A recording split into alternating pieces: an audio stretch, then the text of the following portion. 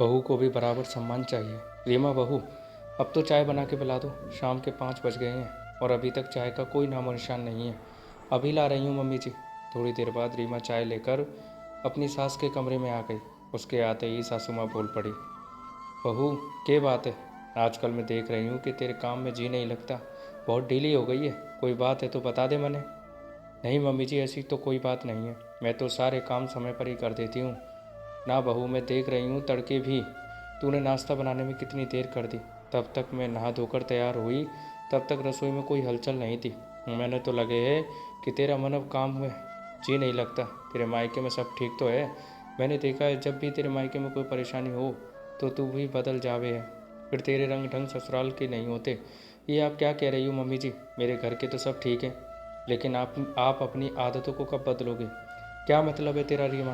बहू, क्या कर दिया मैंने? मम्मी जी, 2 दिन पहले पड़ोस में क्या कह रहे थे कि मैं कोई काम नहीं करती, आपको सारे काम करने पड़ते हैं। बच्चों को आपके पास छोड़कर ये तो टेलीविज़न में कसौटी नामक नाटक देखती रहती है।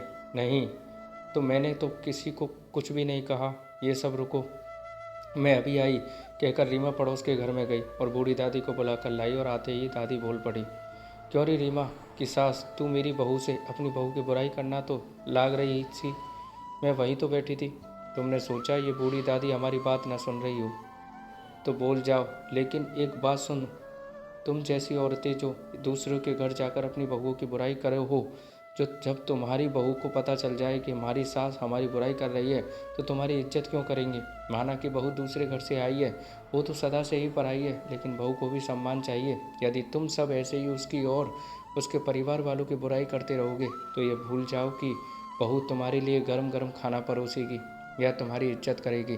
ताली हमेशा दोनों हाथों से बजती है, तो देख लो तुम अपने लिए कैसा व्यवहार चाहती हो, यह तुम पर निर्भर करता है। बूढ़ी दादी बोले जा रही थी तो रीमा की सास की गर्दन झुकाकर सुन रही थी। उन्हें भी अपनी गलती का एहसास हो गया था। तो दोस्तों, आपको हर घर में होने वाली ये छोटी सी बात कैसी लगी? और ये छोटी छोटी बातें आगे चलकर एक बड़ा पहाड़ बन जाती है। तो दोस्तों, सास बहू की कहानी आपको कैसी लगी कमेंट में बताइएगा। अच्छी लगी तो लाइक कमेंट शेयर कीजिएगा। थैंक यू सो मच दोस्तों।